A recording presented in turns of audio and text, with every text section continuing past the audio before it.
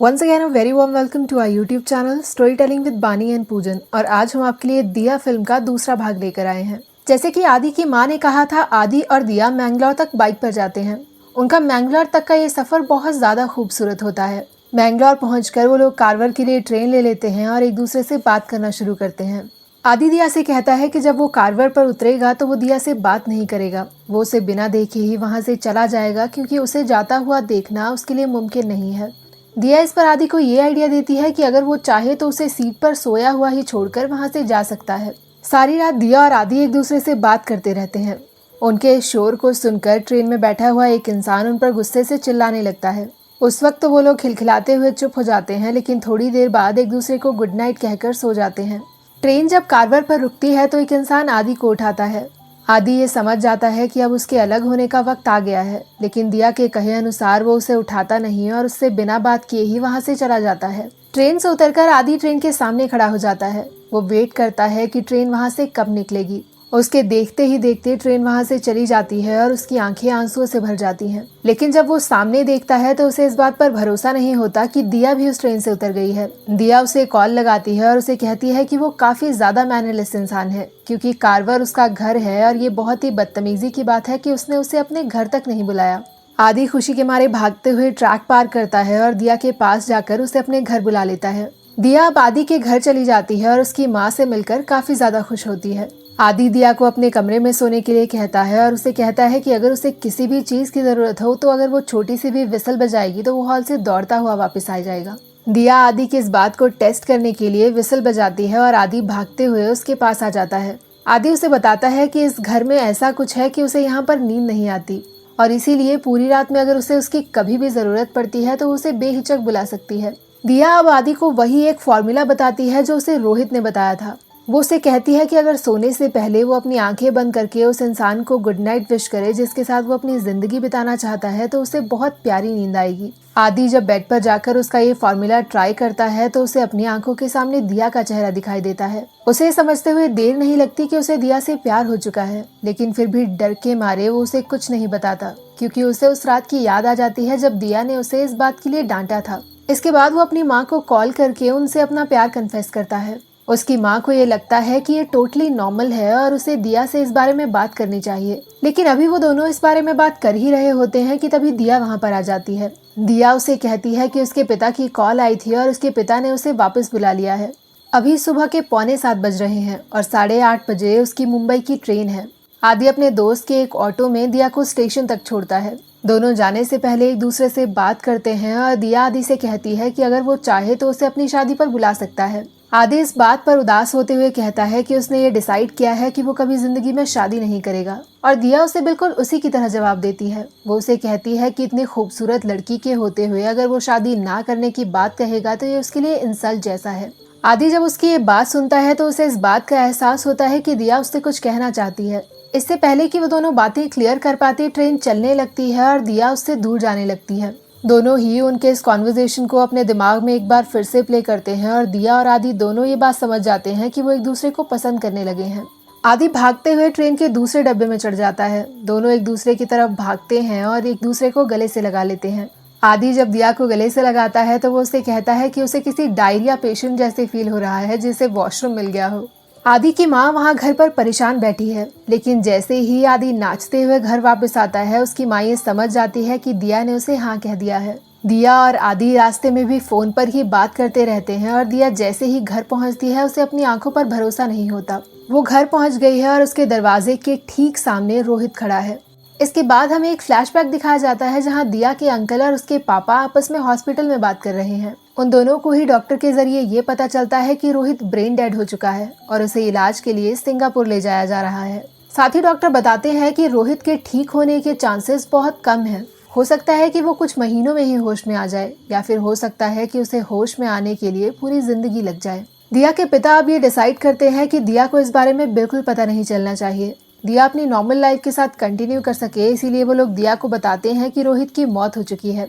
साथ ही वो लोग ये डिसाइड करते हैं कि इसी बीच अगर रोहित ठीक हो जाता है तो वो दोनों उनकी शादी करा देंगे। रोहित तब ठीक होकर वापस आ गया था और उन दोनों के ही घर वाले उन दोनों की शादी करना चाहते थे। रोहित को देखकर दिया शॉक में थी, क्योंकि उसे ये समझ नहीं आ रहा था कि अब आदि के साथ क्या होने वाला है। रोहित और दिया को बात करने के लिए उनके घर वाले बाहर भेजते हैं और वो दोनों जैसे ही लिफ्ट में एंटर करते हैं रोहित उसे गले से लगा लेता है।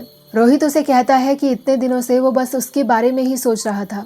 वो यही सोचता रहता था कि अगर वो पूरी तरह से ठीक हो जाएगा तो उन दोनों की शादी हो जाएगी, और अगर उन दोनों की शादी ना हो सकी और उसे कोई और मिल गया तो वो अपनी जान ले लेगा।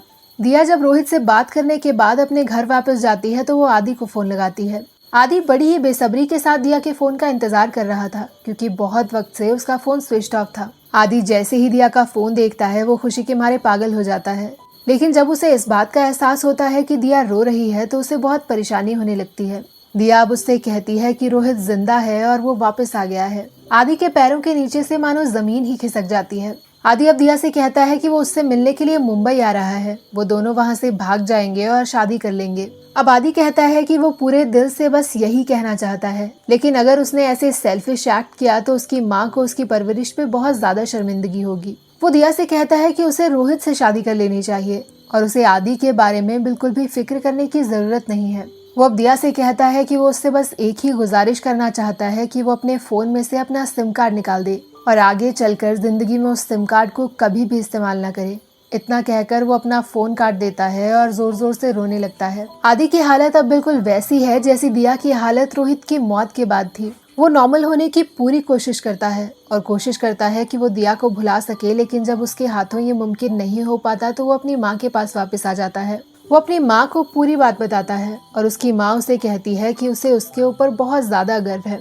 आदि अब एक उदास चेहरे से अपनी माँ की तरफ देखता है। वो उसे कहता है कि उसने बहुत हिम्मत करके ये सब कर तो दिया है, लेकिन उसे ये लग रहा है मानो उसके शरीर पर हजारों लोग चाकुओं से वार कर रहे हों। अभी आदि ने दिया के बिना जीना शुरू भी नहीं किया था कि एक रोज उसे स्मिता की कॉल आती है।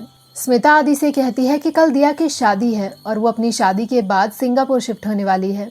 वो लोग कल की बस से ही मुंबई निकल रहे हैं और वो चाहती है कि आदि भी उन लोगों के साथ आए। आदि की माँ उसे खुश करने के लिए एक ट्रिप प्लान कर रही है, लेकिन जैसे ही वो उसे ट्रिप के बारे में बताती है आदि कहता है कि उसे दिया की शादी में मुंबई जाना है। आदि की माँ पहली बार उसे कुछ करने से रोकती है। वो उसे कहती है कि वो नहीं चाहती कि उसे जिंदगी में कभी भी इतने दर्द का सामना करना पड़े, क्योंकि जब वो अपनी आंखों के सामने दिया की शादी होते हुए देखेगा तो उसके लिए ये मौत से कम नहीं होगा। आदि की माँ उसे उस रोज वहीं सुला देती है। जब वो सो रहा था तो उसके पास आकर उसके माथे को चूमते हुए कहती है कि उसने जिंदगी में पहली बार उसे कुछ करने से रोका है, और ऐसा उसने इसलिए किया क्योंकि वो नहीं चाहती कि आदि को किसी भी तकलीफ का सामना करना पड़े। आदि की माँ जब अगली रोज उसके कमरे में आती है तो वो देखती है कि आदि वहाँ पर नहीं है। आदि अपनी माँ को कॉल करता है और उन्हें कहता है कि वो शर्मिंदा है कि उसने पहली बार उनकी बात टाली है, लेकिन दिया को आखिरी बार देखना उसके लिए बहुत ज्यादा जरूरी है। आदि अब दिया की शादी में पहुंच जाता है और वो देखता है कि वो बहुत ज्यादा उदास है। वो छुपकर एकटक दिया को देखता रहता है और थोड़ी ही देर बाद वो शादी से जाने लगता है। जाते जाते उसे रास्ते में स्मिता मिल जाती है और वो उसे दिया के पास ले जाती है। दिया जैसे ही आदि को देखती है वो और ज्यादा टूट जाती है। आदि अब दिया और रोहित को शादी की मुबारकबाद देता है और वहाँ से निकल जाता है।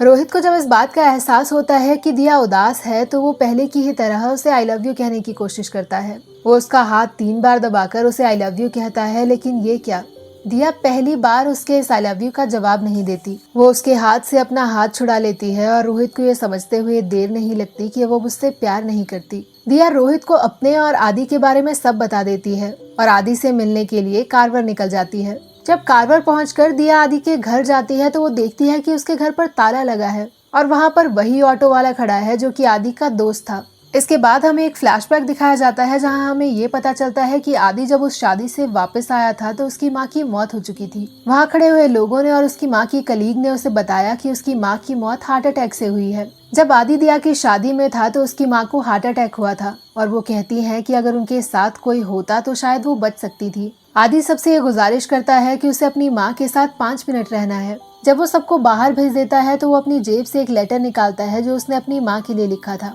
जिस तरह से आदि की माँ उसके बालों को सहलाया करती थी वो ठीक वैसे ही उनके हाथ को अपने बालों पर रख देता है। एक एक करके वो लेटर में लिखी हुई लाइंस को पढ़ने लगता है और जैसे ही लेटर खत्म होता है वो पागलों की तरह रोने लगता है। अपनी माँ की मौत के लिए वो अपने आप को जिम्मेदार ठहराता है। वो कहता है कि अगर अपनी माँ के कहने के बावजूद भी वो दिया की शादी में ना गया होता तो शायद आज उसकी माँ जिंदा होती। दिया उस ऑटो ड्राइवर से आदि के बारे में पूछती है। वो दिया को हॉस्पिटल में ले जाता है जहाँ उसे पता चलता है कि आदि तो वहाँ से बहुत देर पहले ही निकल गया था।